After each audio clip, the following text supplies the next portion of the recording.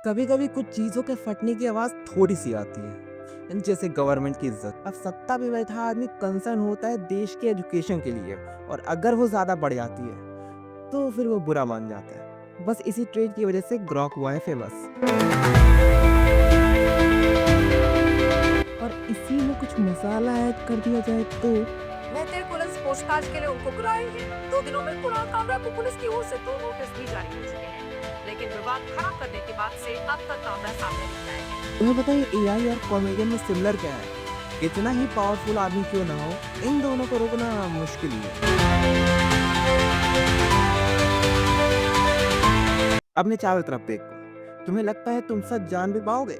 और अगर जान भी गए तो मान भी पाओगे? इतना मुश्किल हो गया है हमारे लिए सच को मानना कि अगर हमारी आंखों के सामने भी सब कुछ रख दिया जाएगा फिर भी हम लोग यही चीज बोलेंगे कि ये तो है ही नहीं। और अगर तुम सोचोगे ऐसा क्यों है, तो सिंपल सा कम से कम एक जवाब निकल के आता है, और वो है ईगो। झलक दिखा दे। राहुल गांधी को अच्छा मानते हो, जिस इंसान से इलेक्शन जीते नहीं जाते, इलेक्शन टाइम में छुट्टियां मनाते हैं, और अगर क्वेश्चन ना पसंद आए जर्नलिस्ट का तो बोल दो बीजेपी वाला है। ये इंसान लीडर बनने लायक भी है? मोदी जी पसंद है? अरे जो इंसान इतना ज्यादा डरपोक है कि क्रिटिसिज्म और क्वेश्चन जिससे बर्दाश्त होता नहीं, कुछ भी बोलता है, और साथ ही साथ जिसका देश का सत्यानाश करना परम धर्म है, वो पीएम बनने लायक भी है। तुमने शायद ध्यान नहीं दिया होगा, पर मेरे क्लेम्स पर क्रिटिकल थिंकिंग करने से पहले तुम्हें अपने साइड के डिफेंस पे सारे आर्ग्यूमेंट्स पहले से रेडी रखे होंगे। क्यों रेडी रखे हैं? ईगो। तुम पहले से तो जानते हो, मानते हो, और तुम्हें जो किसी ने बताया है और तुम सोचते हो कि तुम जो जानते हो वही सही है। अरे तुम्हारे अंदर मेरे क्लेम्स को वेरीफाई करने की या उसको जानने की क्यूरियोसिटी तो नहीं आई ना। देखो ये दुनिया ना एक लड़की की तरह है, जिसकी प्रॉब्लम को तुम अंदाजा लगा के समझने की कोशिश कर रहे हो, और उसके गलत होने की प्रोबेबिलिटी बहुत ज्यादा है। तो तुम्हें बार बार चीजों को वेरीफाई करना पड़ेगा, नहीं तो तुम्हारे पार्टनर की तरह ये भी रूठ जाएगी। फिर सुख न चैन, एवरीथिंग बेचैन। और यही बेचैनी इन दोनों ने फैला रखी है। इससे कुछ नेगेटिव कॉन्सिक्वेंसेस भी हैं।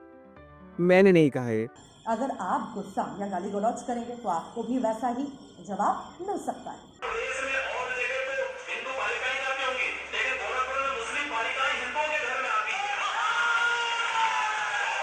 कि अगर वो एक हिंदू बालिका को ले जाएंगे तो कम से कम 100 मुस्लिम बालिकाओं को, अगर एक हिंदू को मारेंगे तो 100 को हम भी।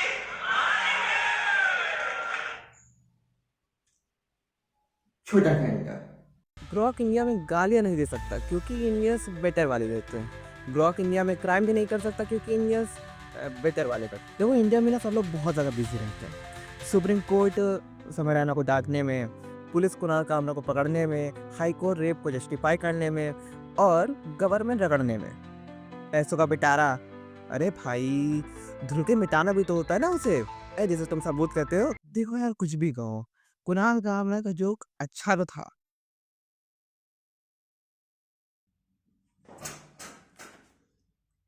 तो 70 के दशक से गुजरात के प्लेटफॉर्म से करो क्या?